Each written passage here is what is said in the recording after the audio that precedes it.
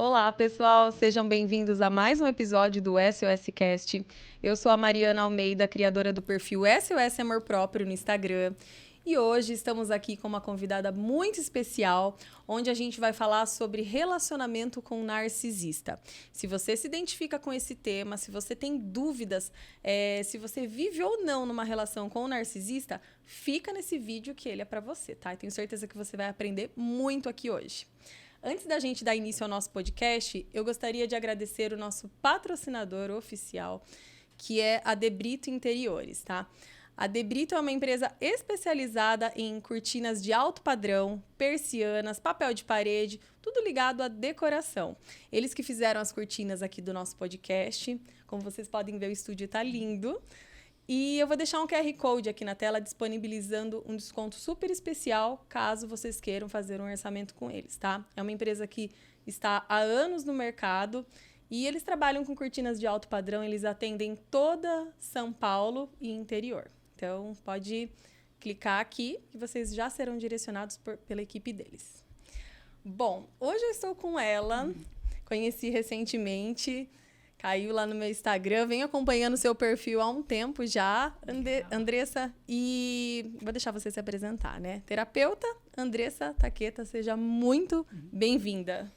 Mari, muito obrigada pelo convite. É uma honra e um prazer estar aqui para espalhar essa mensagem, né? Para ajudar pessoas que vivem um relacionamento, estão sofrendo, né? Vão conseguir identificar aqui os passos para se proteger, para se blindar emocionalmente, né? Com certeza, Andressa. Eu vejo que meu público, quando eu abro caixinhas lá de perguntas, né?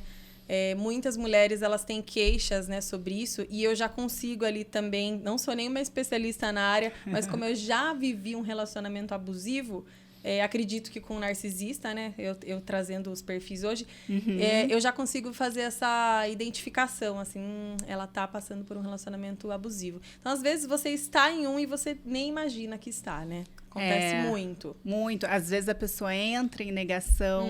Né? A pessoa, muitas vezes, ela não quer enxergar, porque enxergar dói. Encarar a realidade dói. Quando ela se dá conta de que está em um relacionamento assim, ela precisa tomar uma decisão. E, às vezes, encarar o novo, né? Encarar a solidão, mudança, é tão desafiador para ela. E os medos que estão ali, que ela prefere entrar em negação e jogar tudo para debaixo do tapete, né? É verdade. E hoje a gente vai sacudir esse tapete, tirar tudo que tá ali. Vamos, hoje a gente vai despertar essa mulherada. Revelar, aí, exatamente. Né? Bom, antes da gente começar a dar início aqui, Andressa, eu gostaria que você contasse um pouquinho da sua história pra gente, né? Como que você ingressou né, nesse ramo, como que você começou a trabalhar com relacionamento abusivo. Conta um pouquinho pra gente. Eu falo, Mari, que esse nicho, ele acabou me escolhendo, né? Porque a minha primeira graduação não foi psicologia, foi administração. E aí depois eu fui fazer formações na área terapêutica, especialização em neurociências. E aí em 2019...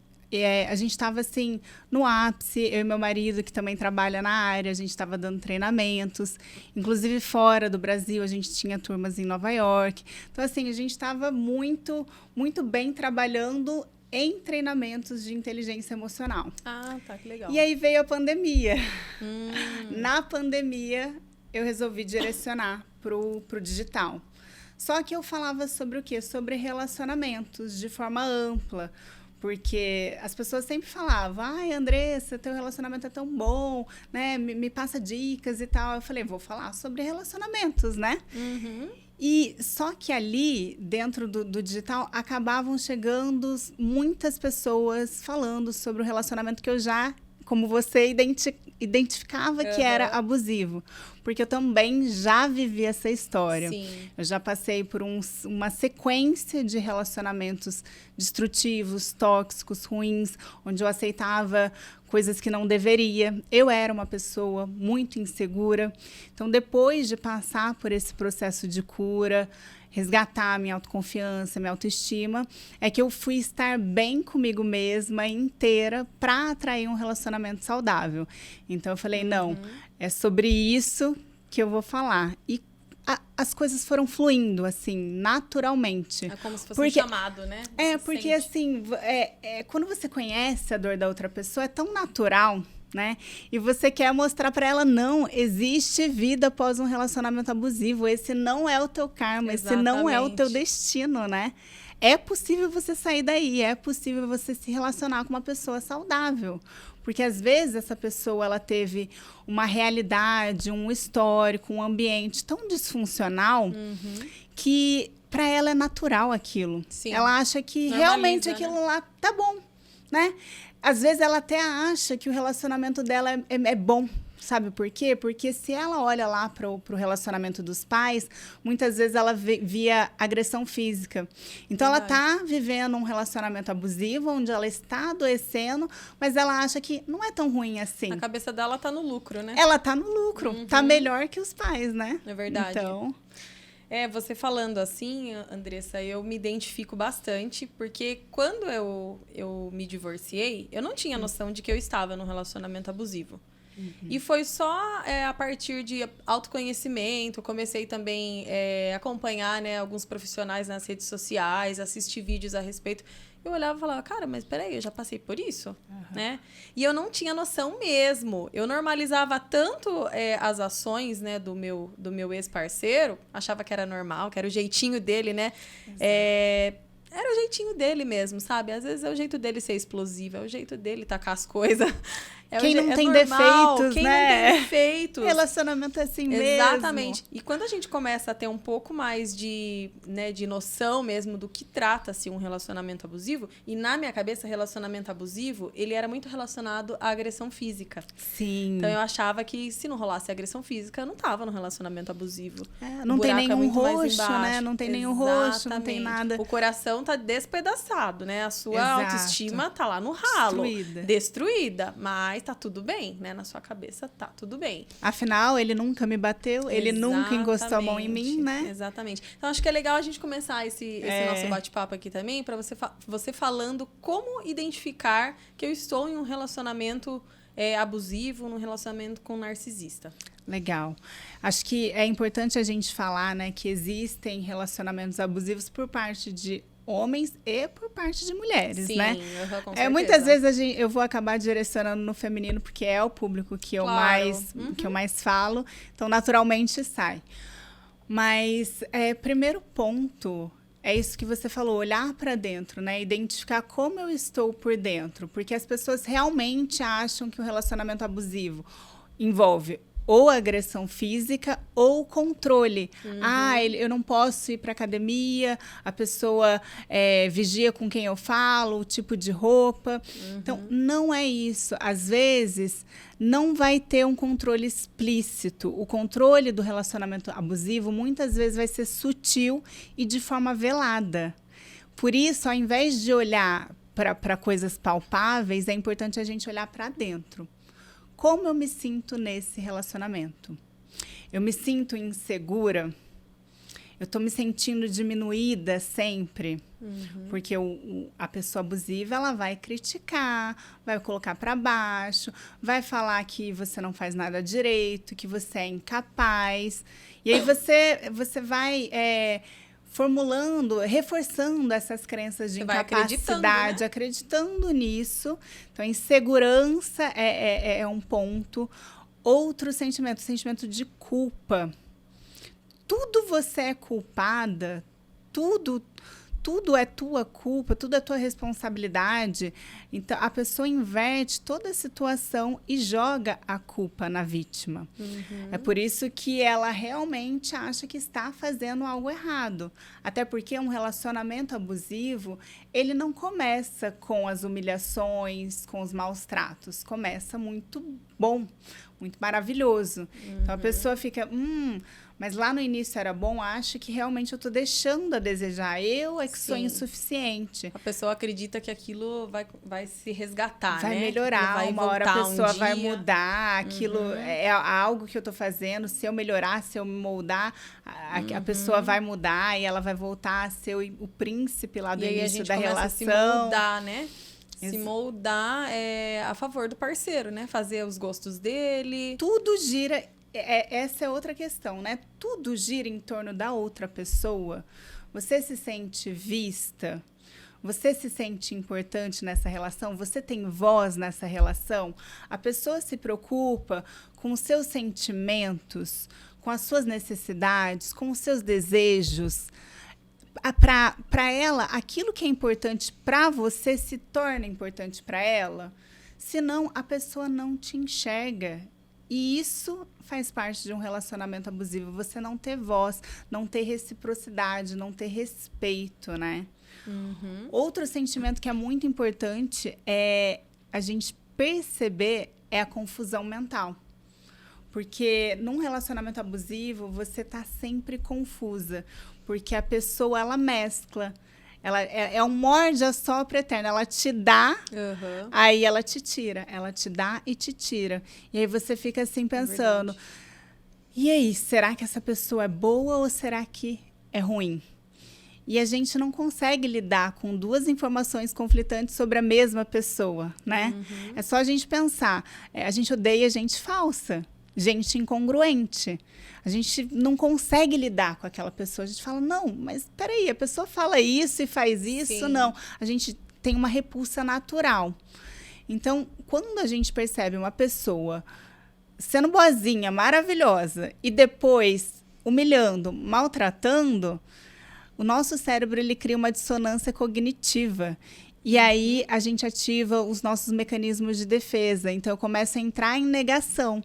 Porque ou ele é o meu abusador ou ele é meu salvador. Eu escolho que ele é meu salvador, porque assim eu não tenho que lidar com a dor de perceber que aquela pessoa que eu entreguei a minha vida tá me fazendo mal. Tá me fazendo mal.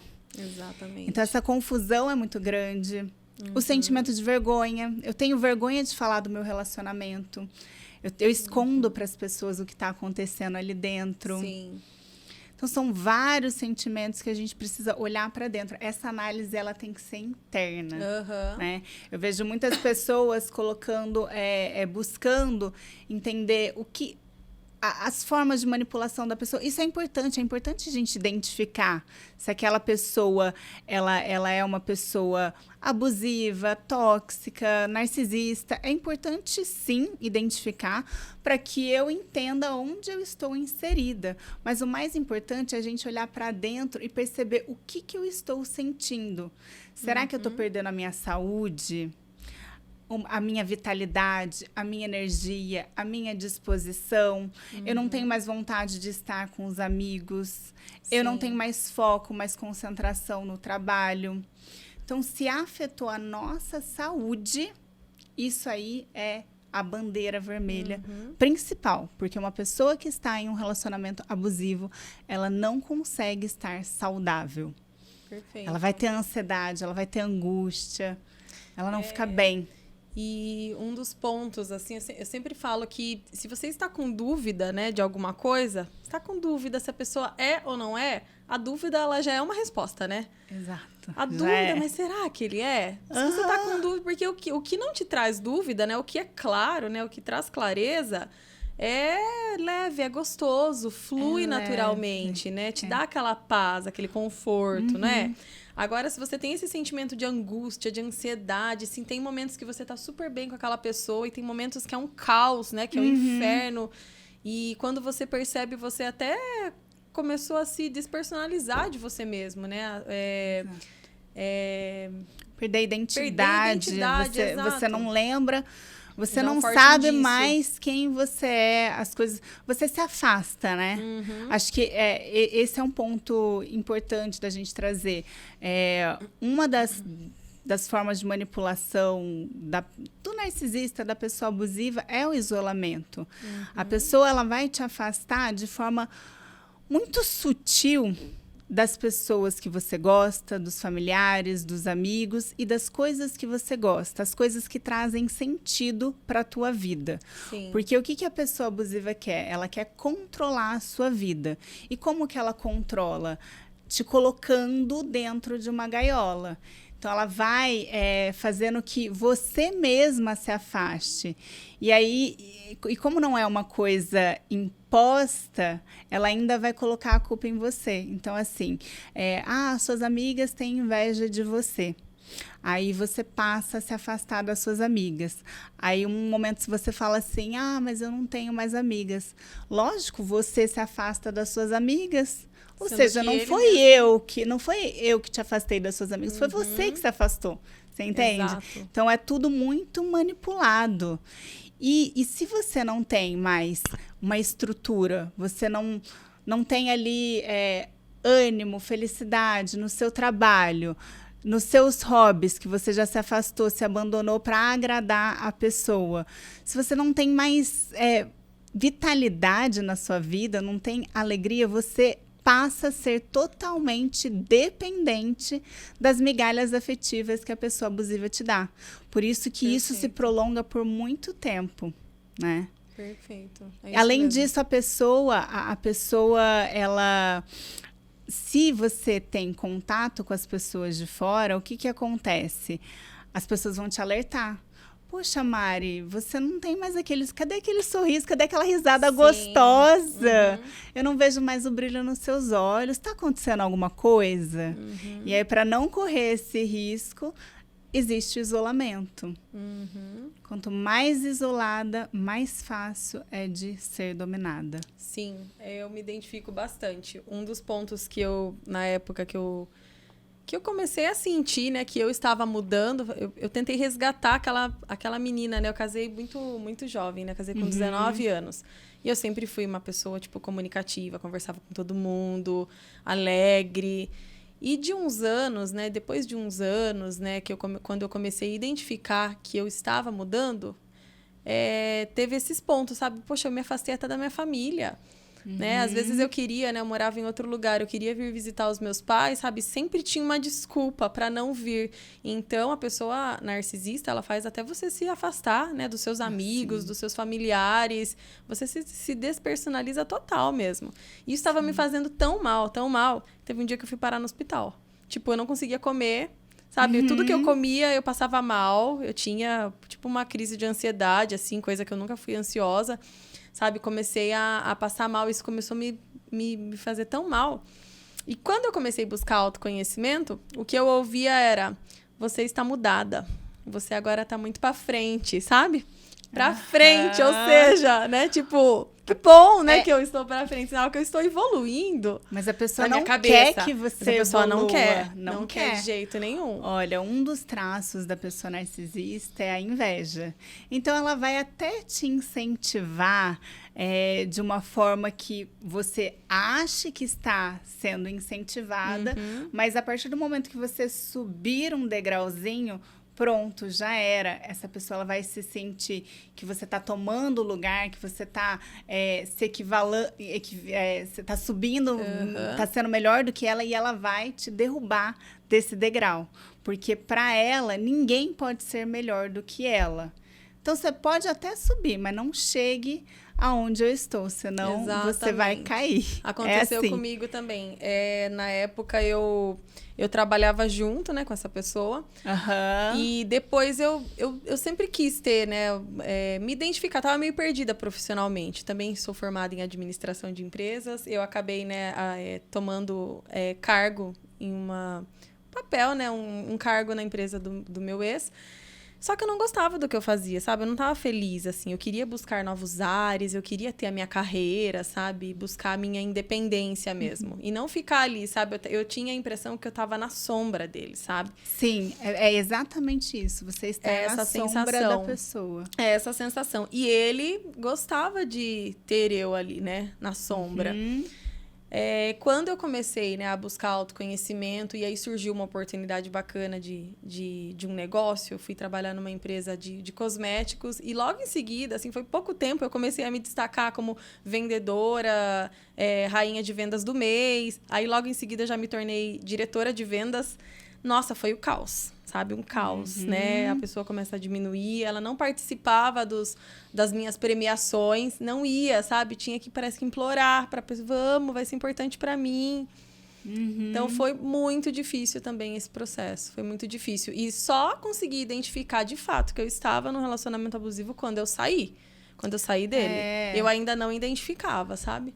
é muito comum que as pessoas começam a perceber que estavam em um relacionamento abusivo depois que elas saem. Aí ela começa a se dar conta, meu Deus, os sinais estavam ali, aquilo era um abuso. Nossa, e aí vem um sentimento de culpa. Como é que eu não enxerguei os sinais?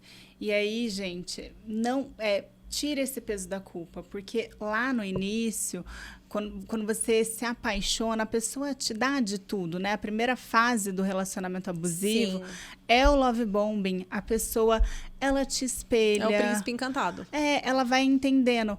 Poxa, do que a Mari gosta? Qual que é o estilo de vida dela? Quais são os sonhos, os objetivos, as opiniões? Ela vai parecer como... É a técnica, né, do espelhamento. Ela espelha você para se apresentar como se fosse a sua alma gêmea. Então, você se identifica muito rápido.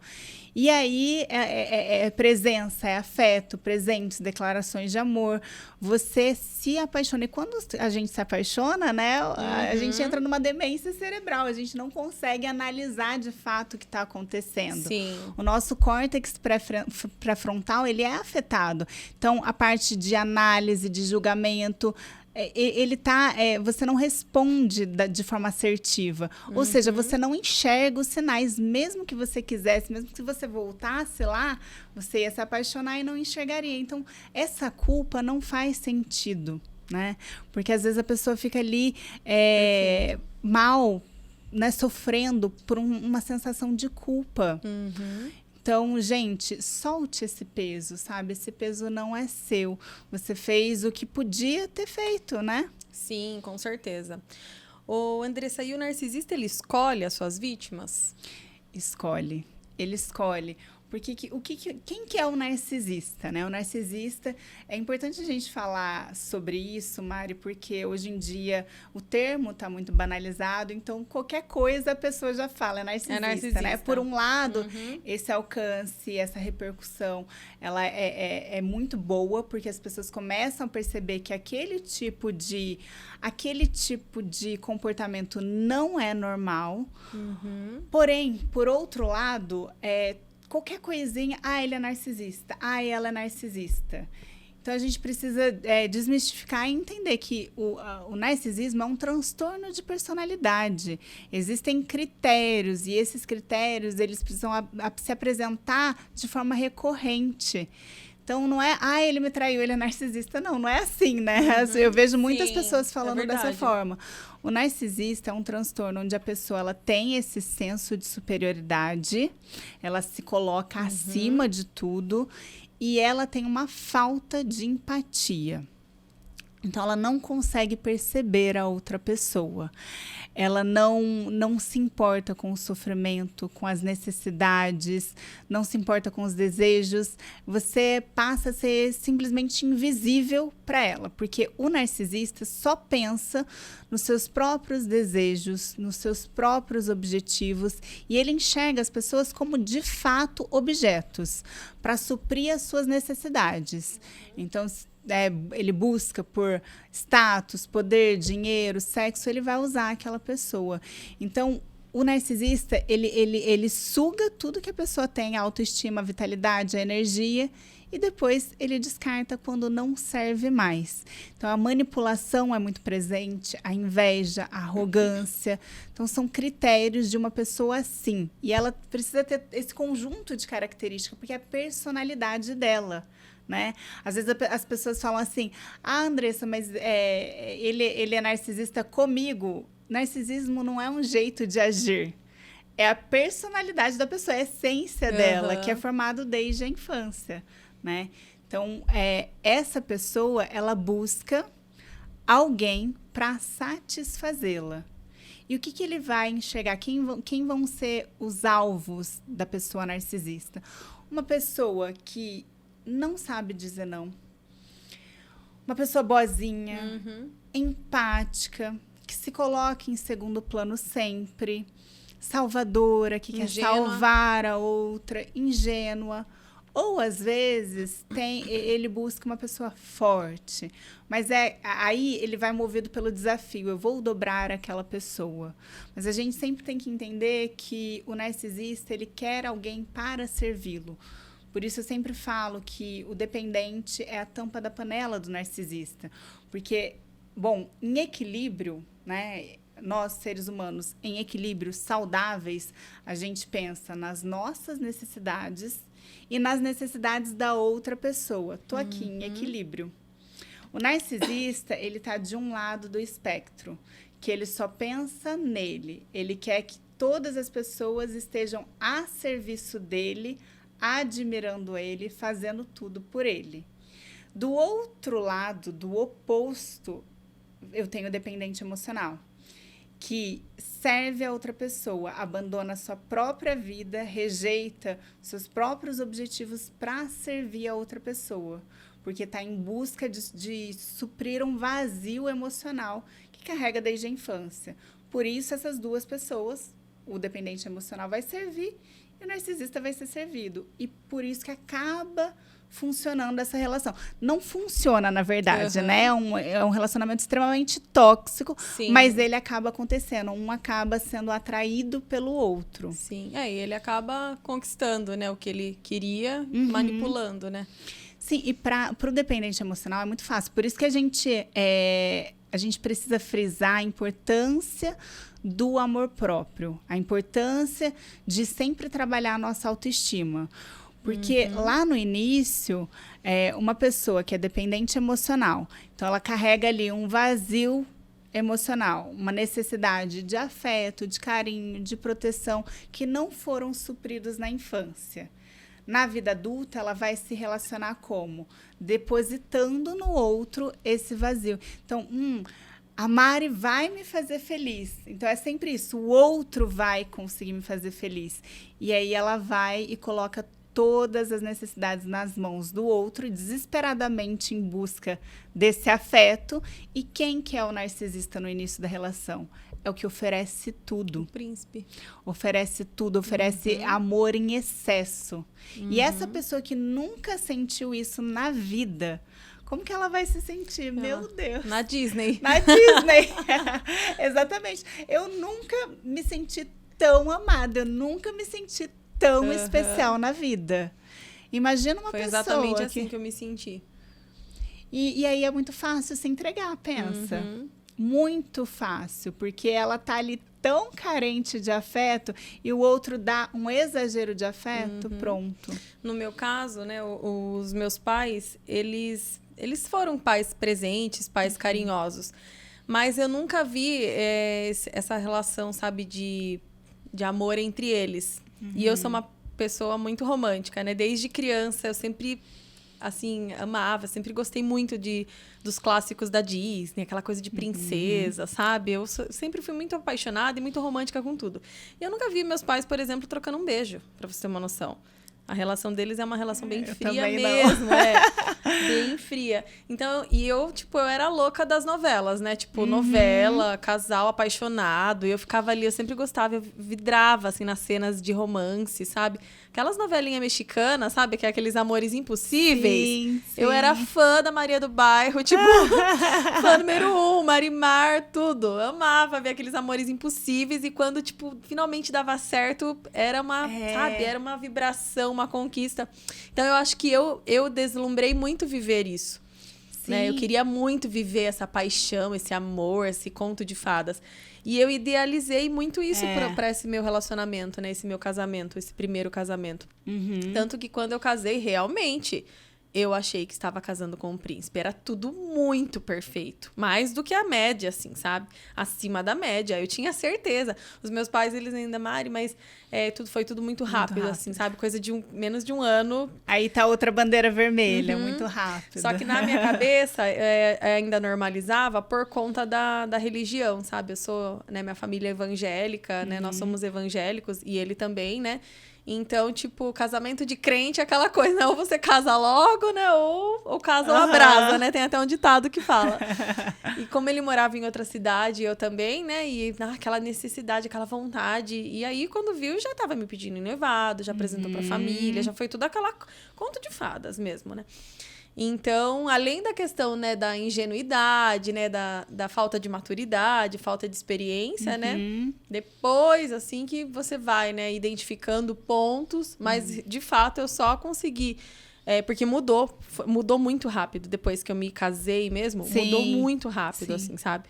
Foi coisa de menos de um ano, assim. Que o casamento normalmente é a confiança, a conquista. Eu já tenho. Eu já conquistei, ela já, né, tá já tá debaixo do meu já controle. Tá aqui, agora vai ter que andar conforme as minhas regras. Foi Exato. mais ou menos Aí isso. vem a fase da desvalorização. Total, nossa.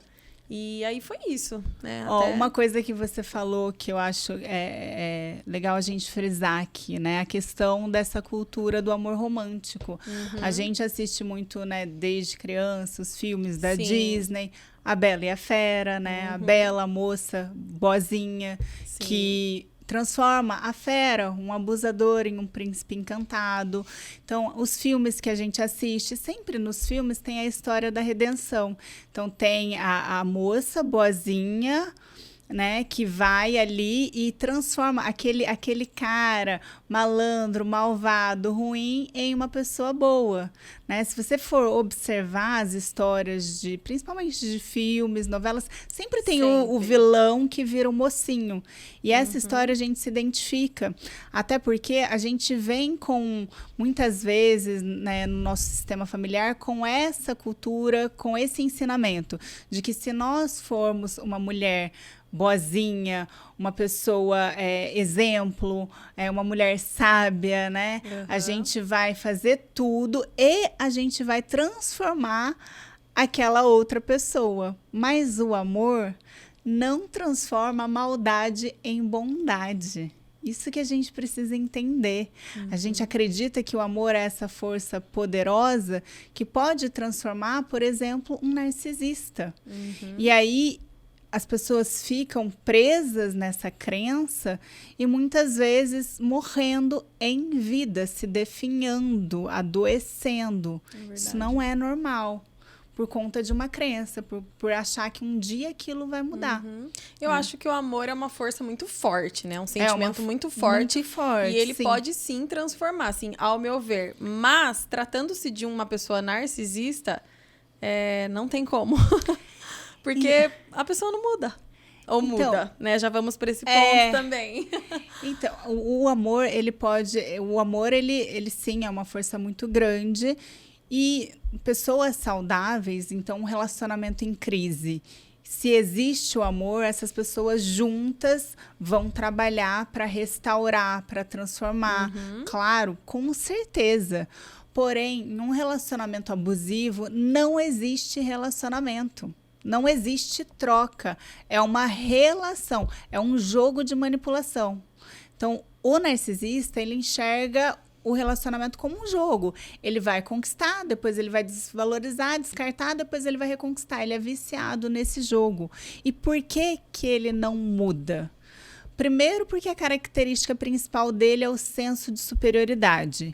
Então, ele não tem nada de errado com ele. Ele não vê nada de errado no que ele faz. Ele não tem consciência ele tem consciência do que ele faz. Ele tem total consciência do que ele faz. Senão as coisas não seriam calculadas para deixar a outra pessoa insegura. Mas ele não acha que aquilo é errado. Para ele, tá tudo certo. Tá tudo certo ele ser assim. As outras pessoas é que são fracas demais. Elas é que são sensíveis demais. Eu tô certo, eu sou superior. E aí não existe um tratamento eficaz, né? Porque o que seria um tratamento para uma pessoa que tem um transtorno de personalidade? Uma psicoterapia. Mas por que não é eficaz para o narcisista? Porque ele não se responsabiliza pelos seus atos. Como ele é superior, ele não faz nada de errado. Por isso que ele sempre vai culpar uma terceira pessoa. E o ponto-chave, ele não tem empatia. Quando eu mudo quando eu me arrependo. O narcisista, ele não se arrepende de forma genuína. Não existe esse remorso, essa culpa. Ele machuca as pessoas, mas ele não tá nem aí.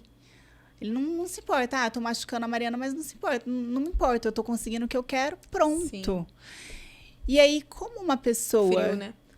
como uma pessoa que não se arrepende vai mudar um comportamento? Ela não muda. Essa é a questão. Não tem autorresponsabilidade, não tem arrependimento genuíno, não tem empatia. Me identifico. Passei exatamente por isso. Mas as pessoas ficam presas nessa esperança de mudança. E aí, o que a gente tem que pensar, né? Faz quanto tempo que eu tô esperando essa mudança? Quantas vezes essa pessoa prometeu mudar? Porque é sempre um ciclo, né? Depois que ele machuca, dá aquela explosão, fere, trai. Ah, não, eu vou mudar, agora vai ser diferente. E aí, você passa pelo mesmo ciclo. Exato. Então, se você... aí é que tá. Se você... Num relacionamento normal, um relacionamento saudável, existe diálogo. Que aí o diálogo vai gerar mudança. Então, por exemplo, se eu falo pro meu marido, olha, isso me incomoda, isso não me faz bem, isso não é legal. O que o meu marido vai fazer? Ele vai buscar melhorar aquilo porque ele se importa com o meu sentimento. Ele não quer que um comportamento dele me machuque. Ou se ele fala pra mim, eu vou buscar melhorar naquilo, porque eu sei que tá machucando, não quero machucar ninguém, né? Agora, o narcisista, ele não está nem aí. Ele não liga, não tem relacionamento, não tem diálogo. É como se você estivesse falando com uma porta. Por isso que a pessoa ela fica cansada. E por isso, muitas vezes, ela fica com muita raiva. Você vai perceber que a pessoa que se relaciona com o narcisista, ela fala assim, nossa, eu me transformei numa pessoa que eu não sou. Com raiva, agressiva muitas vezes, explosiva, controladora. Por quê? Porque o narcisista, ele faz isso. Ele é uma porta, não existe diálogo. E aí a pessoa tenta falar, olha, isso tá me machucando, isso não tá legal, isso tá errado. E ele não tá nem aí. Ou então ele pune a pessoa por estar confrontando um comportamento dele. E aí ele faz o quê? Tratamento de silêncio. Tratamento de silêncio ele fica em silêncio. Nossa. Ele fica em Total. Ele fica em silêncio. Então, assim, você confrontou que ele tá conversinha paralela no Instagram com outras mulheres. Aí você vai confrontar, você tem as provas ali, você vai confrontar, ele pega, você tá vendo coisa onde não tem, né? E aí... Ele te pune, né? E aí some, não fala com você, e aí você... Aquele silêncio gera uma dor... Dorme em outro quarto, às vezes... E aquele silêncio gera uma dor na alma. Aí você fala, meu Deus. E aí você fica achando que você fez algo de errado, porque é natural quando a pessoa fica em silêncio que você começa a se analisar e coloca o foco todo em você. Aí você fica tão nervosa porque, meu Deus, o que está acontecendo? Essa não saber gera dor. E aí você não quer mais passar por aquele tratamento de silêncio. Da próxima vez que você vê alguma coisa errada, algum contatinho, ou algo que a pessoa fez, você não confronta. Por quê? Porque você sabe que ou vai vir uma explosão ou um tratamento de silêncio. E o que tem que fazer? E aí você passa a viver pisando em ovos. Analisar para poder sair dessa relação, né? Porque como é que você convive? Não aí dá. várias pessoas perguntam assim para mim, Mari, como conviver com uma pessoa narcisista? E aí, como conviver? Como é que você convive com uma pessoa que não tem diálogo, que não te ouve, que não se importa com os seus sentimentos, que não se importa com as suas necessidades? Como é que você convive com alguém assim? Você pode até conviver, né? Tem pessoas que passam anos da vida casada, passa a vida inteira casada com uma pessoa assim, né? Mas sem adoecer é impossível. Sem ter traumas profundas é impossível. Porque qualquer movimento que não seja de acordo com o que ele quer, como ele quer, ele vai explodir, ele vai punir, ele vai fazer algo para que a outra pessoa se sinta mal, insegura, culpada. Porque uma das características dele é diminuir, né, a vítima. É deixar a vítima lá no pó mesmo, né? Fazer ela sofrer. Parece que ele se alimenta, né, desse sofrimento da vítima. Mas isso é um alimento emocional do narcisista. Só que pra gente é muito difícil, né, Mari? como é que você olha para uma pessoa e você fala assim, você concebe a ideia de que aquela pessoa está fazendo isso de propósito, de que ela não se importa mesmo com você. Será que isso é amor, né? Você começa a se questionar, tipo, será que ele me ama mesmo? E aí tá uma coisa, o narcisista, ele fala muito que ama. Essa é uma das coisas que eu mais ouço. Ah, mas ele me ama.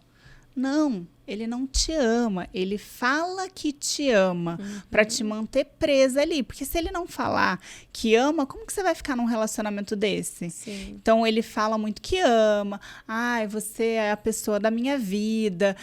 Eu não vivo sem você, eu preciso de você. Só que o que ele ama? Ele ama que a outra pessoa se anula para fazer as vontades dele. Ele ama que a outra pessoa tá ali à disposição dele para suprir as necessidades dele. É isso que ele ama, mas ele não ama a pessoa. Ele não ama você, ele ama o que você proporciona a ele, né? Exato. Sabe, Andressa, eu durante muito tempo, eu tive dúvida, sabe? Quando eu expunha, assim, né? Eu falava que eu vivia um relacionamento abusivo com um narcisista, porque eu me identificava muito com isso. Aí eu falava, colocava pra fora, mas eu falava, cara, mas será que realmente eu vivi com um narcisista? Né? Tipo, eu ficava com dúvida de estar, tipo, espalhando alguma coisa que, sabe, que de fato, né, não fosse congruente. Mas hoje eu tenho certeza de que eu estava com o narcisista, porque tudo que a gente está conversando, se eu tinha alguma dúvida, tudo que a gente está conversando aqui hoje, eu me identifico muito, muito, muito com tudo que você falou até agora. Então, hoje eu não tenho dúvida de que eu estava. E é até difícil, sabe, falar isso, porque, de fato, assim, essa pessoa, ela tem pontos positivos, é uma pessoa boa, sabe? Mas para relacionamento... Sabe, era uma coisa, eu não sei como que tá hoje, né? Assim, não faço ideia, mas é difícil. É difícil você lidar com essas duas informações conflitantes. Ele é uma pessoa boa ou ele é uma pessoa ruim? Por quê? O que acontece? Você vê essa pessoa boa da porta de casa para fora. Então, você vê sendo gentil, uma pessoa, às vezes, ajudando, né? Sendo bom filho, sendo uma boa pessoa lá na igreja, no profissional. Porque essa pessoa, ela se preocupa muito com a imagem dela perante a sociedade. Faz sentido. E aí, por isso, ela parece ser essa boa pessoa. Mas que é muito fácil para ela, a hora que ela tá saindo de casa, ela vai lá, pega a máscara dela, põe e vai para a sociedade. Tanto que você pode estar discutindo, a pessoa está acabando com você dentro do carro, a hora que chega no evento, ai, meu amor, e beija, como se nada tivesse acontecido. Total. Né? E aí, você fica com aquela falsa sensação que o problema está em você. Afinal, Sempre. Ele te trata mal e trata todo mundo bem. Mas isso é uma máscara. Tanto que os narcisistas gostam muito de estar na liderança religiosa, frequentar bastante a igreja, ser uma pessoa extremamente religiosa, ou em ONGs, voluntariados, porque isso traz uma impressão de santidade, de pureza. Isso faz parte da máscara. Percebe? Você perguntou, eles têm consciência do que fazem? Têm consciência e fazem de forma calculada para passar essa boa imagem. Porque qual que é a necessidade principal do narcisista? É ser aplaudido, é ser admirado, é ser venerado. Por isso que ele faz bota toda essa máscara, né? Nossa, total. E é diferente do psicopata, né? A pessoa que tem o transtorno de personalidade antissocial, ela não tem essa necessidade de parecer ser uma pessoa boa. Precisar ser bonzinho, ele já gentil. Tipo, ruim, ele é mesmo. Ele não tá nem aí. Ele não tá nem aí. Por isso que, assim, é muito... Às vezes, né, eu vejo as pessoas falando, mas ele não tem nenhuma necessidade de se fazer uma boa pessoa. Ele é o que é, trata todo mundo mal e tá pouco preocupado com a imagem dele. Então, não é narcisista, porque o narcisista se preocupa com a imagem dele. Ele não quer ser. Tanto que uma das características que difere é essa. A característica Legal. principal do psicopata é o desprezo pelas pessoas. Então, ele sente prazer no sadismo mesmo, em ver a outra pessoa sendo machucada.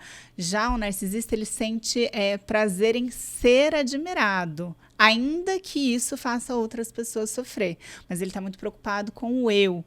O psicopata está preocupado em ferir, em sentir aquela dor, aquele sofrimento na outra pessoa. Outra característica também é em relação ao desrespeito às normas e às leis. Como o narcisista ele quer manter a boa imagem, ele respeita as leis. O psicopata não.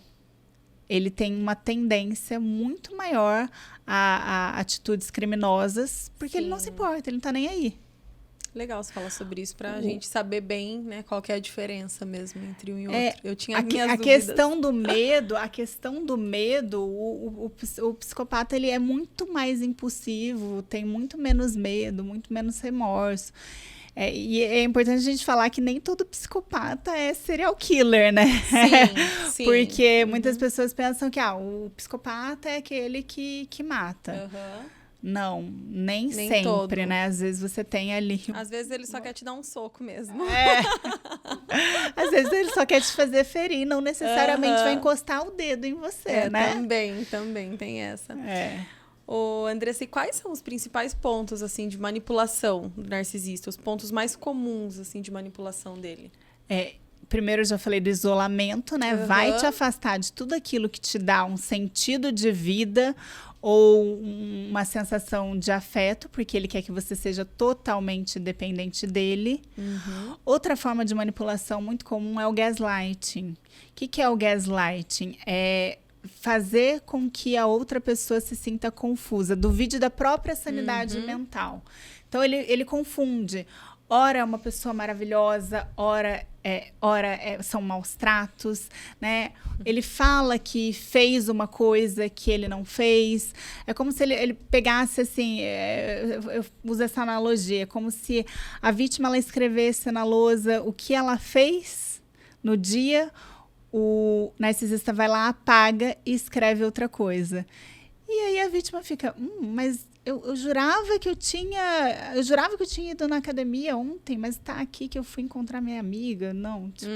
Então é uma ele confusão. Faz você duvidar da sua própria sanidade mental. Por exemplo, ele coloca um vaso no meio da sala e aí ele tropeça ali. E aí ele, você colocou esse vaso aqui no meio da sala, bati meu dedo aqui, você é culpada por isso. Opa, mas eu não coloquei esse vaso aí. Foi você, óbvio que foi você. Se não foi você, quem foi, então? Sendo que ele foi lá e colocou. Mas isso, olha como é de forma premeditada. E isso são várias vezes, em vários momentos. Eu nunca falei isso na vida, você tá ficando louca. Sim. Por quê? Porque quando ele estiver te traindo ou fazendo qualquer coisa que você não goste, que confronte os seus valores, ele vai falar, eu não fiz isso, você tá ficando louca.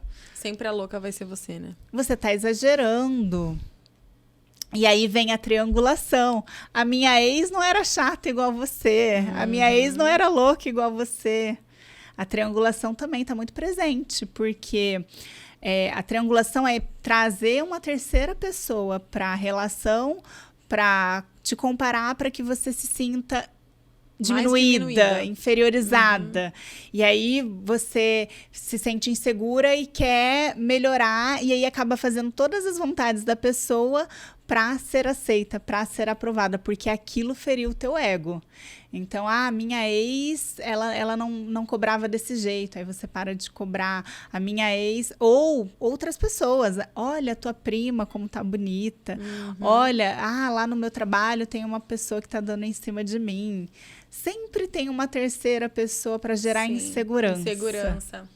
E você já falando sobre isso, tem uma pergunta que eu quero fazer, que é... Todo narcisista trai? É comum ele trair? É comum trair.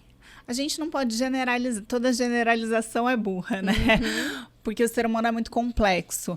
Agora, a maioria trai. Por que trai? Porque essa pessoa, ela não tem empatia. Então, ela não se importa se te trair vai fazer você sofrer. ela não tem conexão emocional. O narcisista, ele não é capaz de desenvolver vínculo afetivo, ele não ama. Ele ama o que você proporciona para ele. Então, se tem uma outra pessoa ali que vai proporcionar algo que você não está proporcionando, ele troca rapidamente, ele trai. Não tem valores. Ele é uma pessoa desprovida de valores éticos, morais. Então, ele não está nem aí. É muito comum que ele traia ou que ele tenha ali vários contatos à disposição dele. Aliás, todas as pessoas que passam pela vida dele, é como se ele colocasse ali num banco de reserva. E ele vai, para alimentar o ego dele, para sentir que ele é superior, que ele é o bonzão, ele vai ali para mexer com aquela vítima. E não é que ele queira voltar. Não, ele vai lá só ver se ele ainda consegue despertar emoções na vítima. Só para alimentar. Nas ex. Alimentar o próprio ego, alimentar né? Pra ele ter certeza de que ela ainda está ali, né? À disposição. À disposição. À disposição. Muito comum. Que coisa. Esse relacionamento, né? Esse meu ex-parceiro, ele tinha vários pontos, assim, sabe? Por exemplo, não usar aliança. Ele não usava. Ele falava que a aliança atrapalhava, sabe? O trabalho dele. Mas em outros ambientes, ele também não usava. Tipo, na igreja, eu comecei a notar que era comum ele andar sem aliança. Às vezes, ele andava, assim, a gente saía do carro, ele andava na frente, assim, sabe? Ele ia na minha frente, ele não esperava eu pegar na minha mão, jamais, sabe? Ele não pegava na minha mão, ele não era carinhoso em público, assim. Ele era bem... Não era sutil, não, sabe? Ele era bem... Realmente, ele me diminuía mesmo. E ele sabia o quanto que isso me afetava, sabe? Então, eu ficava triste. Às vezes, eu chegava num lugar... Teve uma situação que aconteceu uma vez num restaurante. A gente foi que é outra coisa, né? Te humilhar na frente dos outros. Na frente das pessoas. Que eu acho que é outro ponto também forte. Sim. A gente pediu um prato, né? Que era a parmegiana, o arroz e a batata frita. E tinha chego a parmegiana e a batata frita. E não chegou o arroz. E eu sempre fui muito educada, né, com todo mundo. Chamei o garçom gentilmente. Falei, por gentileza, né, a gente tá guardando o arroz, né? Só verifica o que aconteceu, né, pra gente saber, né, pra gente poder comer. A hora que o garçom virou as costas, ele... Você é louca? Por que você foi pedir o arroz? Deixa, se não veio o arroz. Falei, gente, mas a gente pagou pelo arroz e o arroz vem, né? Faz parte do prato, né? Tipo, eu quero comer com arroz. Mas que é isso? Que coisa feia, que baixaria você perguntar, você chamar, vamos embora, vamos embora. Se levantou da mesa e foi embora. Você acredita, a gente não comeu a comida. Olha o grau, assim, e eu fiquei tipo, cara, o que eu fiz? E aí você ficou se sentindo culpada, eu falei, né? O que eu fiz? Meu Deus, tipo, só chamei o garçom, né, pra saber se... Nossa, eu lembro que esse dia foi tenso, sabe? E tinha um amigo junto, né? Um amigo meu, amigo até hoje, né? Um amigo gay meu, que eu tenho muito carinho por ele. Ele tava junto com a gente aquele dia na mesa. Ele ficou em choque, assim, sabe? Falou, Mari, como que você aguenta isso? Ele falou que absurdo o que eu vi aqui agora.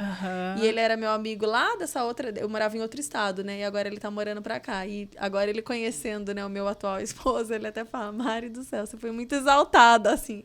Graças a Deus, sabe? Que você conseguiu sair daquilo e hoje você tá num relacionamento leve, num relacionamento gostoso. Isso é uma coisa que a gente precisa falar para as pessoas. É possível ter um relacionamento saudável depois. Mas assim, Andressa, é comum a gente trazer os nossos traumas, como você disse, né? Um pouquinho antes.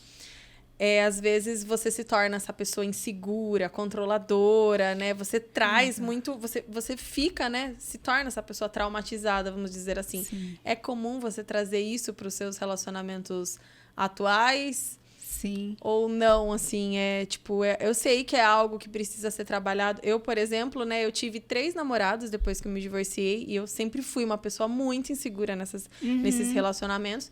Nesse meu atual relacionamento, né, é uma coisa totalmente diferente, né? A gente conversa muito, a gente dialoga muito. Ele sabe, né, das minhas fraquezas, eu sei das dele também. Então, a gente tem as histórias bem parecidas. Também aconteceu tudo muito rápido, tá?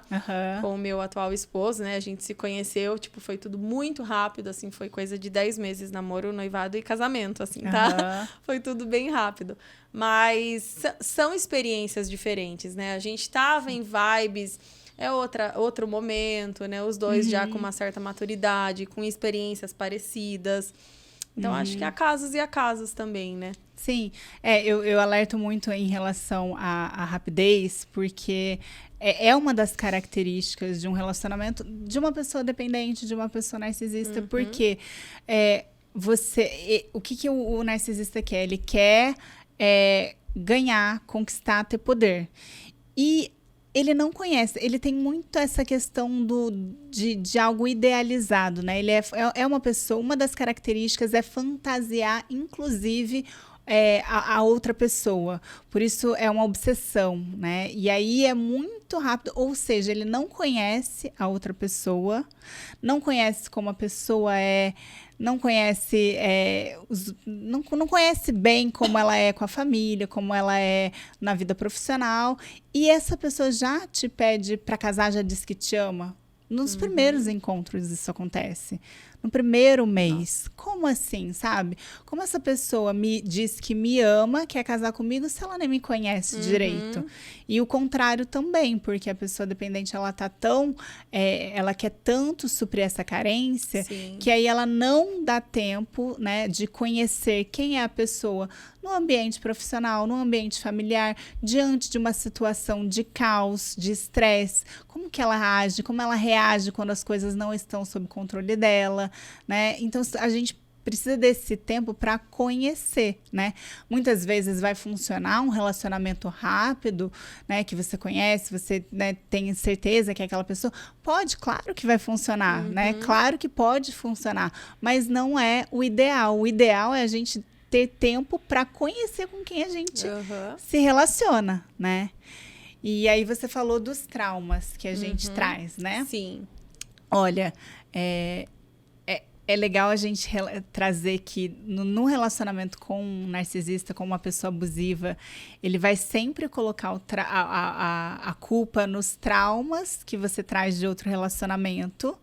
E aí você acaba olhando para dentro e percebendo, realmente, eu trago traumas de outro relacionamento. E aí você vai achar que a culpa é toda sua, né? Por isso a gente tem que diferenciar do que a pessoa faz e aquilo que realmente é meu. Isso. Porque é natural que você vá para um relacionamento, eu falo que é como se a gente tivesse uma mochila, né? E carregasse desde a infância. Então, aquela falta de amor do pai, da mãe, aquele primeiro relacionamento que você foi rejeitada, aquele segundo que você foi traída, e aí você vai acumulando essas experiências na mochila. Então, é muito natural que o teu cérebro, para te proteger do sofrimento, ele gera esse medo e esses traumas, que nada mais é que te gerar ansiedade, te deixar alerta para você não viver aquilo novamente. E aí você muitas vezes vai ser insegura, né, ou controladora, né, num relacionamento onde tudo estaria normal, né? Onde seria saudável. Por isso que eu sempre falo, sabe, Mari? Saiu de um relacionamento abusivo, é muito importante a gente passar por um processo terapêutico. Senão, é claro que você vai trazer esses traumas e, às vezes, você vai ser a pessoa tóxica da próxima relação. Porque você vai estar ali controlando a pessoa, às vezes está mexendo no celular e você já vai estar ali em cima achando que ela está fazendo algo com você. E, de repente, não. Né? De repente é uma pessoa normal, uma pessoa saudável, que você pode confiar, mas você está gerando aquela ansiedade no relacionamento. Exatamente. É muito importante. A importância do autoconhecimento, né? Do autoconhecimento, sim. Que só a terapia, né? Ou, né, qualquer outro tipo de ajuda, né, nesse sentido, pode fazer você se conscientizar, né, daquilo que você viveu, né, dos seus traumas. Exato. E ressignificar, né, trazer um novo sentido. Aquilo que é teu e aquilo que não é, né? Porque é muito importante a gente ressaltar que as nossas escolhas da relação, ou seja, quem eu atraio para minha vida, isso é feito de forma inconsciente. Eu escolho com quem eu vou me relacionar. E como que eu escolho? Eu escolho através daquilo que está no meu inconsciente, meus medos, meus traumas, minhas experiências, meus valores, minhas crenças. Por isso, se você não trabalhar isso, com quem que você vai se conectar? Com aquela pessoa disfuncional, com aquela pessoa abusiva. É muito comum uma pessoa dependente emocional, ela idealiza demais, ela é uma pessoa que tem a síndrome da salvadora, ela é prestativa. E com quem que ela se relaciona? Com uma pessoa problemática, que ela possa salvar e evitar o abandono. Então, ela está atraindo aquilo que ela já tem no inconsciente, aquilo que é familiar. Aquilo que é muito diferente do que a gente viu a vida toda, a gente repele.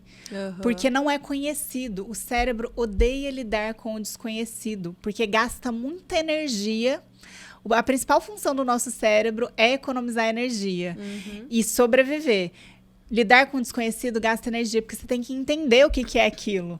E aí a pessoa fala assim, ai, achei muito monótono, é uma pessoa muito grudenta, ou sabe? Ela se afasta, ela não quer aquela pessoa. E aí ela fala, eu tenho o dedo podre. Não, na verdade não é o dedo que está podre, é o inconsciente que está cheio de experiências que precisam ser ressignificadas para que ela possa entender o valor dela, entender o que ela merece, aprender a receber amor, aprender a ser valorizada, né? Sim, com certeza. Bom, e por que a vítima ela tenta sair e não consegue? A gente estava até falando sobre isso, né? Você falou, graças a Deus que você conseguiu, né? Sim, é muito difícil, sabe? E é importante essa mensagem ser espalhada pro mundo, né, Mari? Porque as pessoas julgam demais. É mulher de malandro.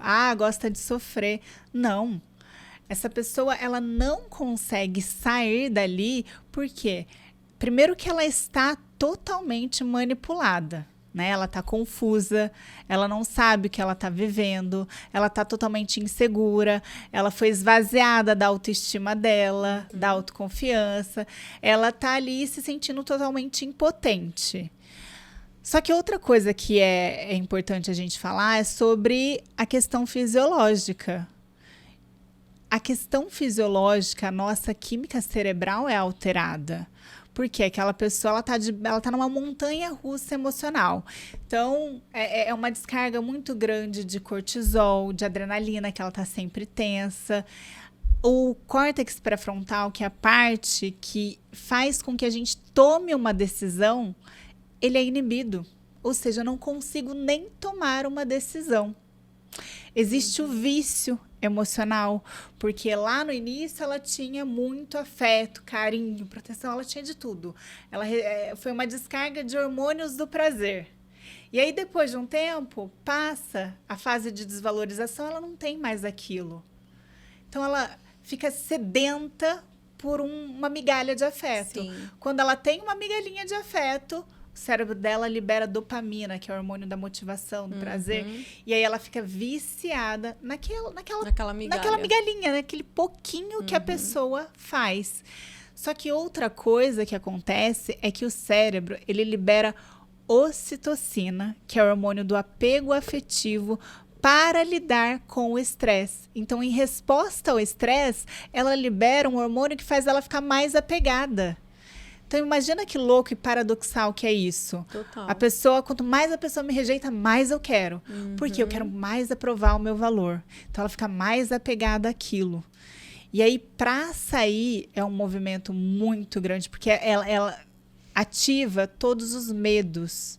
Provavelmente, essa pessoa sofreu lá na infância, tem medo da solidão, da rejeição, do abandono, e aí ela fica paralisada. Aqueles medos impedem ela de dar um passo. E ela já acredita que não dá conta, que não é boa o suficiente, que não vai dar conta dos filhos. Tem 2 fatores que também prendem muito essa pessoa ali, que é a questão dos filhos e a questão financeira.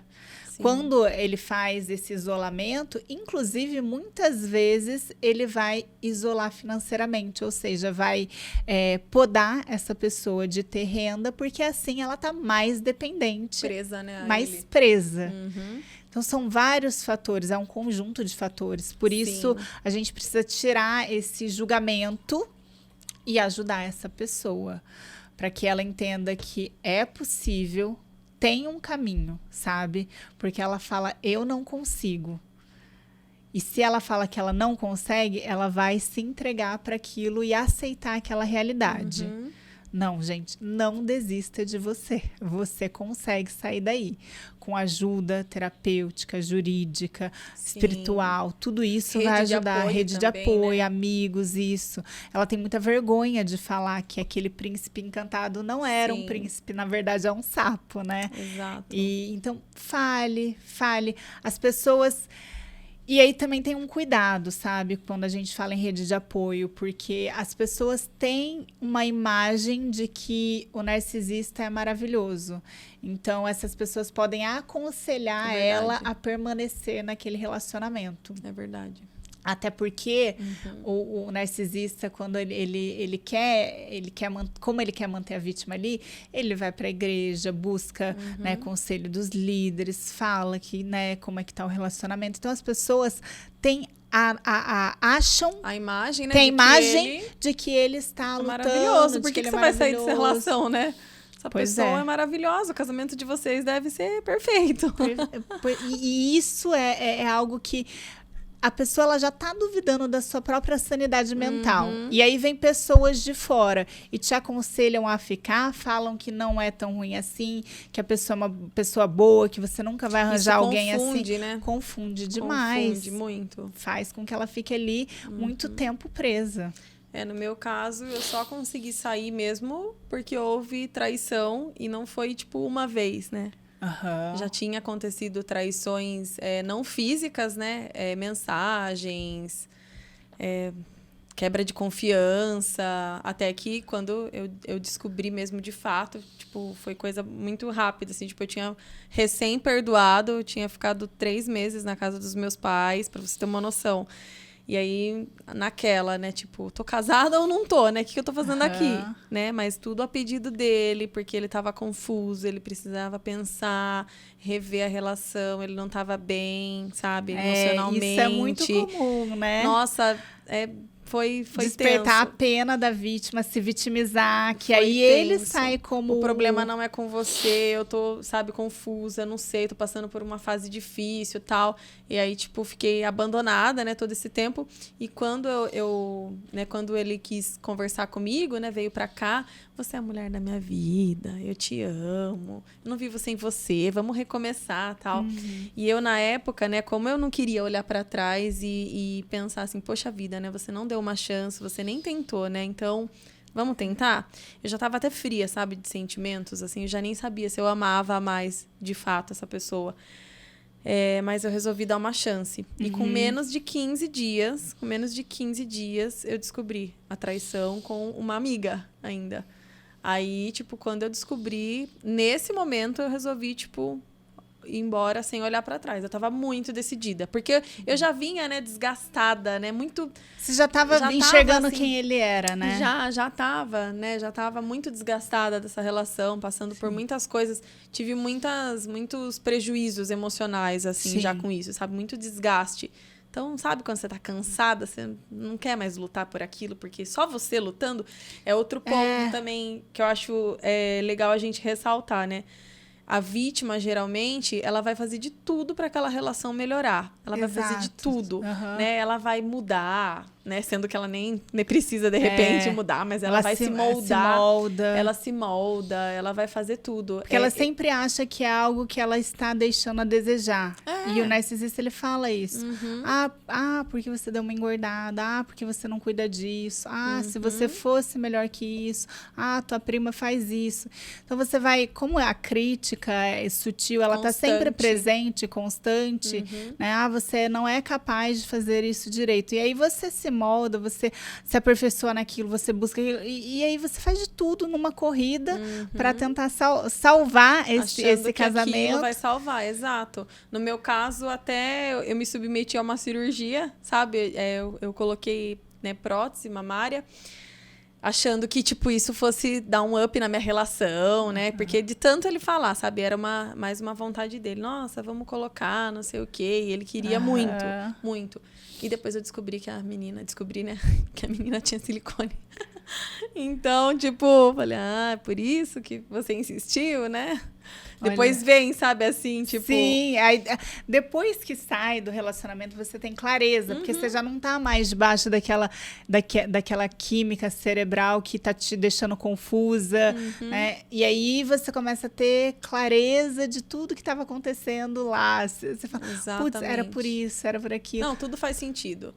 E aí, por mais que você ainda tenha, né, um sentimento por aquela pessoa, às vezes é o momento de você realmente olhar para trás e falar, chega, né? Eu me amo mais. Sim. Naquele momento, eu nem me amava tanto, assim, sabe? Eu tava com a minha autoestima tão, né, nula, tão arrasada, e nem sabia, né, o que era, acho que autoestima, amor próprio, sabe? Eu não tinha muita percepção sobre isso, mas eu só queria sair daquilo. Eu só queria sair daquilo porque aquilo não estava me fazendo bem mesmo. Então, eu falei, o que eu vou fazer depois? Eu não sei. Eu vou sofrer? Vou. Sofri. Muito. Sim, muito. Sofri com as críticas, né, dos outros, das pessoas ao redor, igreja, né? Envolve igreja, família, como você falou, né? A família, tipo, pensa que é tudo perfeito, né? Nossa, mas dá uma chance, né? Por que você não fica? Por quê? Ao olhar deles, né, tá tudo bem, é tudo perfeito. E eu nunca fui aquela pessoa também de ficar ligando pra minha mãe, sabe, reclamando, contando as coisas. Então, eu sempre guardei muito pra mim. A questão da vergonha também, né? Da vergonha, e eu também tinha comigo assim, você não casou?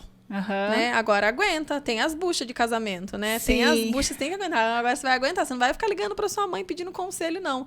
Porque acontece muito isso, Andressa, das vezes também a gente se abrir, né, com a nossa mãe ou com alguém próximo ali, e aí daqui a pouco tá tudo bem entre o casal, né? E você queimou o seu parceiro pra aquela pessoa, e daqui a pouco tá lá você com uma cara de palhaço, né? Tipo, tô aqui com ele ainda. Mas é por isso que as vítimas costumam não falar. Elas protegem o abusador, sabia? Sim. E assim, até depois que várias chegam, né, no consultório para entender o que está acontecendo, elas mesmas protegem, né, esses abusadores. E aí depois, ao longo das sessões, que vai se descortinando, e aí elas mesmas desabafam. Eu protegia mesmo, porque eu não queria que você ficasse com essa imagem. Faz sentido. Porque, sabe? Total. E são fases, né? Porque existe a fase... A vítima, ela passa por diversas fases. A fase da negação. Eu não quero acreditar que eu estou num relacionamento abusivo. Não é isso que está acontecendo. E aí ela nega, bota tudo debaixo do tapete. Tem a segunda fase, que é a fase dela se moldar para fazer de tudo para agradar. Afinal, ela precisa reconquistar aquele príncipe lá do início. Príncipe ou princesa, né? Lá do início da relação. E aí depois, quando ela vê que ela fez tudo que ela podia e que ela já não aguenta mais, né, tentar achar onde está o erro dela, ela começa a querer mudar a outra pessoa. E aí pede para fazer terapia, pede para ir para a igreja e tenta mudar. Não consegue, né? Ela percebe que é em vão. Total. E aí vem a fase da resignação. Ela passa a pensar assim... Cara, é isso aí que eu tenho, esse é meu relacionamento, vou viver assim, né? Esse é meu destino. E aí ela fica ali. Mas até que chega um ponto que é insustentável. E muitas pessoas esperam chegar nesse limite para tomar uma decisão, para sair dali. Mas quando chega nesse limite, às vezes a pessoa ela já está doente, porque não tem como não adoecer, né? O cérebro de uma pessoa assim libera muito cortisol, isso afeta o sistema imunológico. A pessoa ela desenvolve doenças psicossomáticas, ela não consegue ter mais concentração, ela tem lapsos de memória, porque afeta o hipocampo. Então ela está ali, ela chega no limite dela. E muitas vezes isso já afetou a saúde dos filhos, né? Porque a criança crescendo num lar abusivo, essa criança ela não vai conseguir se desenvolver cognitivamente bem, ela não vai ter o processo de aprendizagem como deveria, ela não vai se desenvolver emocionalmente, não vai conseguir formar uma autoestima saudável. E aí, como essa mãe ou esse pai acredita que está fazendo bem para a criança, né? Justifica, coloca esse peso na criança, ela simplesmente fica ali. Mas não, tá fazendo mal para ela, tá fazendo mal para as crianças. Verdade. E aí chegou no limite, é que ela sai. Só que quando ela sai, é isso. É uma dor insuportável. Porque ela não é, ela se perdeu dela. E ela se acostumou tanto, né, com essa dependência, né, do outro. Ele passa a ser ela. Tipo, a vida dela foi em função da outra pessoa. Então é como se estivesse cortando um pedaço dela mesmo. Verdade. Então a dor é uma dor de quase morte. E depois que ela sai, vem a crise de abstinência. Ela começa a sentir sintomas físicos, porque é o mesmo processo de uma pessoa que tem dependência química.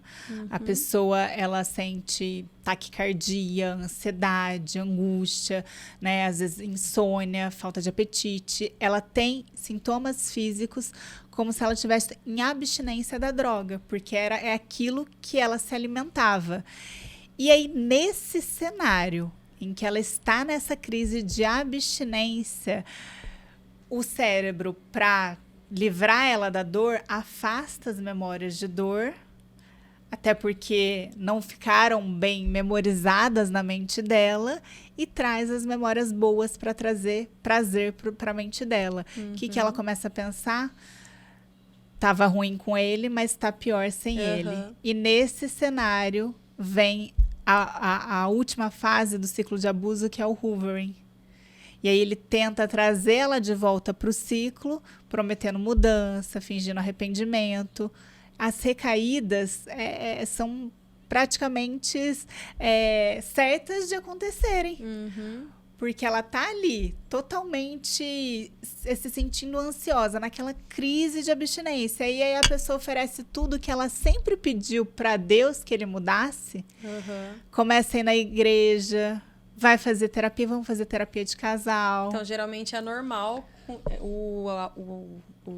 o narcisista, ele se mostrar arrependido depois que acontece nesse término. ciclo de abuso, então tem lá a parte da conquista, o love bombing, depois a desvalorização, quando ele sente que conquistou, maltrata, depois vem o descarte, ou ele descarta a vítima porque não tem, mas a vítima já está ali totalmente depressiva, ele vai e descarta, ou ele se mantém ali e descarta traindo, descarta de outras maneiras, ou a vítima sai, né, porque ela não aguenta mais, mas depois dessa fase do descarte vem o hoovering, que é quando a pessoa abusiva volta só para mexer com as emoções, para desestabilizar. E se o narcisista foi a vítima que saiu, o narcisista não aceita isso. E aí, o que ele faz? Ele volta, ele tenta voltar com essa vítima para depois ele descartar ela de forma cruel. Porque ele é que precisa descartar, ele é que precisa sair por cima. E aí vem tudo isso, promessas, viagens caras, aí tudo que a vítima pedia começa a fazer, e vem o future faking, que é ele começar a desenhar tudo aquilo que a vítima sempre sonhou. Não, agora a gente vai ter filho, a gente vai viajar para tal lugar, a gente vai fazer aquilo. E aí ela, como idealiza demais, ela fala, eu acho que eu vou dar mais uma chance, eu acho que Deus ouviu as minhas orações. Nossa, é muito padrão, né? É um padrão. Você falando assim, tipo, parece que você está descrevendo minha história. É muito padrão. É por isso que a gente precisa falar sobre esses passos, para que a pessoa que se identifica aqui em algum desses lugares, ela precisa buscar ajuda. Sim. Porque eles agem de forma padronizada mesmo. E quais são os passos, assim, que você, né, as dicas que você daria? Tem um passo a passo para quem deseja se livrar desse relacionamento, para quem quer se livrar, já tem a consciência de que está no relacionamento abusivo, no relacionamento com um narcisista, não consegue, mas quer. Tem um passo a passo ou dicas que você poderia dar? O primeiro a primeira coisa é isso que você falou, autoconsciência. Eu tenho consciência do que eu estou vivendo, eu já não me reconheço mais, eu estou sofrendo. Esse olhar para dentro, entender que ela não merece aquilo, e aí vem a decisão. Tomei a consciência, a decisão. eu quero me libertar. Muitas vezes ela não vai conseguir, por conta de todo aquele conjunto de fatores que a gente falou. Então, busque ajuda terapêutica. Porque a ajuda terapêutica, o que ela vai fazer? Vai ajudar a pessoa a entender todas essas feridas de rejeição, de abandono, que geram medos que estão prendendo ela ali. Trabalhar, encarar esses medos. Vai trabalhar os traumas que essa pessoa deixou. Porque essa pessoa falou que você não é capaz, você não vai dar conta, você não consegue dar conta nem de você, quem dirá dos seus filhos sozinha. Então, trabalhar todas essas crenças, esses traumas deixados pela pessoa narcisista, quebrar padrões familiares. Muitas vezes, essas pessoas, elas estão presas a padrões familiares. Então, a pessoa fala assim, a minha mãe aguentou tudo, lutou pelo casamento até o fim, por que eu não vou lutar? Padrões, até religiosos também, ela né? se sente... Isso é importante, quebrar as crenças religiosas, religiosas. Tipo, o casamento foi feito para durar para sempre, por exemplo. Isso é uma das coisas que mais aparecem, porque também eu sou cristã e aí as pessoas chegam muito com isso. Andressa, eu te procurei porque você é cristã, eu sei, e ela tá presa à questão de, eu não posso me divorciar, eu tenho que lutar até o fim. Só que ela tá presa numa estrutura, numa crença. Porque quem é esse Deus que ela serve, né? É um Deus que quer o sofrimento dessa pessoa? Deus é amor, Exatamente. Deus é abundância. Exatamente. Deus não quer ver a filha ou o filho sofrendo, se humilhando, né? Adoecendo. Muito importante você a própria Bíblia, a própria Bíblia, ela traz, em toda a Bíblia, do início ao fim, a ética da vida. Ou seja, se você está em um relacionamento que está ferindo a sua vida, né? Isso precisa ser visto, porque a vida, ela está acima. Se você não tem vida, você não tem casamento, você não tem relacionamento, você não tem filhos, você não tem nada, porque a sua saúde, né, precisa estar em primeiro lugar. Então, ela precisa olhar para isso, entender como a Bíblia fala sobre... É claro, Deus criou o casamento e é óbvio que ele criou o casamento para durar. Claro. E é claro que a gente não pode banalizar o divórcio, mas a gente não está falando de um relacionamento que está em crise. Sim. A gente está falando de uma relação de abuso.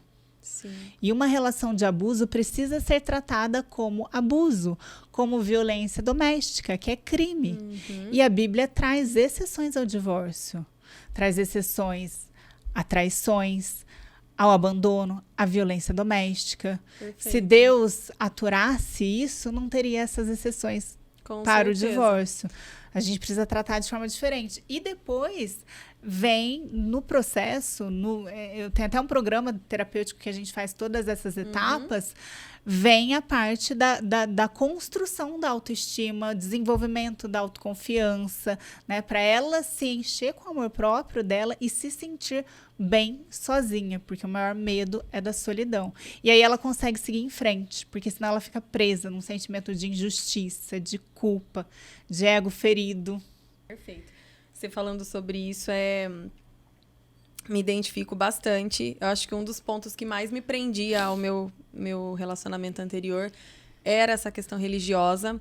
E foi fazendo uma formação em coaching. Eu fiz uma formação sobre liderança e coaching. Legal. E aí, nessa formação, eu tive os meus contatos, né, os meus primeiros contatos com crença. E aí, eu comecei a me questionar, né? E o quão importante é você ter, né, o conhecimento sobre algo e não ficar só seguindo a manada, né? Eu sempre fui muito assim, eu via os meus pais, né? Tipo, esse é o caminho, é isso, é aquilo. Ok, né? Sou muito grata, né, por eles, por várias questões, né? Principalmente essa questão religiosa, né? Eles me ensinaram, né, uma doutrina, fui criada dentro de uma igreja, o qual até hoje eu faço parte. Legal. Gosto, me sinto bem lá, é lá que eu me sinto bem. Mas não é falar amém pra tudo, sabe? É você começar a questionar, né? O porquê disso, né? O porquê que não pode. A minha mãe mesmo, ela tem essa crença, né? De que o casamento, ele... Não importa, né? Se tá bem, se tá ruim, né? Tô casada, é até o fim, né? Vamos até o fim. E eu lembro que nessa época eu comecei a questionar muito sobre isso, sabe? E justamente veio esse pensamento, né? Deus é amor. Deus não quer ver a gente triste, não quer ver a gente infeliz. Ele não quer ver você sofrendo como eu estou sofrendo dentro dessa relação. Eu tenho certeza que Deus não tá feliz. Então, eu tendo consciência, né, disso, eu preciso tomar uma decisão. E aí, tomei, né, a decisão e aí começa, né, a jornada de autoconhecimento mesmo, com terapias, com cursos, para ir cada vez mais se fortalecendo. Eu sou a prova viva, gente, de que é possível, sim, você sair de um relacionamento abusivo, de um relacionamento que você não tá feliz, que você sabe que tem agressão não física só, de repente, né, como não verbal, né, verbal e não verbal. É um relacionamento ao qual você é diminuída, ao qual você é ignorada, ao qual sua autoestima já tá quase nula. Então, é possível, sim. É difícil, mas é possível, né? E com a ajuda, né, de profissionais, né? Assim como a Andressa, não sei, até queria que você fechasse aqui o nosso podcast falando um pouquinho do seu trabalho, como que você atua hoje. Legal. Eu vou finalizar até trazendo essa questão que você falou. Nós somos a imagem e semelhança de Deus, né? Nós somos templo e templo da própria vida de Deus, né? Do próprio Espírito Santo. Sim. Então, será que ele se alegra com aquilo, né? Com essa insegurança, essa diminuição, culpa? É possível sair daí. É possível você ter uma vida de paz, de harmonia, de abundância, que foi para isso que a gente veio na Terra, né? Sim. O meu trabalho, eu tenho um programa terapêutico que é muito rico, porque além das aulas gravadas, né, que todo módulo tem ali uma vivência prática, a gente tem sessões de 15 em 15 dias em grupo. E isso é uma força absurda, porque são mulheres que estão passando ou que passaram pelas mesmas situações. É um lugar sem julgamento, é um lugar onde todas entendem umas às outras. E aí, quando é muito engraçado, porque quando uma vai falar sobre uma situação, de repente a outra está vivendo a mesma coisa, ou a outra viveu na semana passada. Sim. Esses dias, tem uma delas, né, que ela tá saindo, ela tá, né, pediu o divórcio e tudo mais, e quando chegou o divórcio, o ex dela fez uma listinha com tudo que ele ia mudar no relacionamento, arrependido. E aí 3 já se manifestaram. Não, essa listinha aí o meu também fez, escreveu, arrependido e tal. Não durou 15 dias, não durou um mês. Né? E aí elas vão entendendo que não. Eu não estou sozinha, o problema não está em mim, a culpa não é minha, que o peso da culpa é muito grande, né? A culpa não é minha. Existe uma pessoa que tem esses traços, que é realmente uma pessoa cruel, uma pessoa sem empatia, que age dessa forma, independente de quem você seja. Você poderia ser perfeita, ainda assim você seria maltratada, humilhada, porque não é sobre você, é sobre a necessidade dele de te humilhar. Exatamente. E aí quando ela entende isso, ela solta o peso da culpa, o sentimento de injustiça que é muito presente. Então a gente vai trabalhando em todas essas etapas, desde as feridas emocionais que já vêm desde a infância, o medo da rejeição, do abandono, da solidão, a quebra de padrões familiares, os traumas vividos no relacionamento e a construção da autoestima. Como atrair um relacionamento saudável, né? Porque se a gente não trabalha isso, se a gente não cura, a gente padrão se repete. A gente troca os personagens, mas a gente acaba vivendo a mesma história. E aí a pessoa fala, isso é karma, isso é minha vida, é assim dedo mesmo, podre. Meu dedo é podre, e se conforma com isso. Sim. Quando não. Viemos para viver um amor leve, seguro. Você merece ser amada, você merece ser valorizada, você está aqui para isso. Então, não desista de você. Perfeito. Pra gente fechar com chave de ouro mesmo, né? Bom, Andressa, queria agradecer, né, a sua participação aqui no nosso podcast. Você não mediu esforços, veio... De onde você veio mesmo? Do Rio. Do Rio. E está aqui. Queria agradecer de coração por você ter trazido todo o seu conhecimento, sua experiência aí pra gente. Tenho certeza que quem está assistindo amou. Eu que agradeço e que essa mensagem possa ser espalhada para muitas e muitas pessoas que precisam, né? Vai ser, Com certeza. E para você que está assistindo, né, que ficou até aqui, até o final desse vídeo, deixa aqui pra gente nos comentários qual o maior insight que você teve, qual a maior dúvida, enfim. Compartilha com as amigas, com os primos, com a mãe, com todo mundo esse podcast, com todo mundo, aquelas pessoas que você sabe que vai fazer sentido esse vídeo.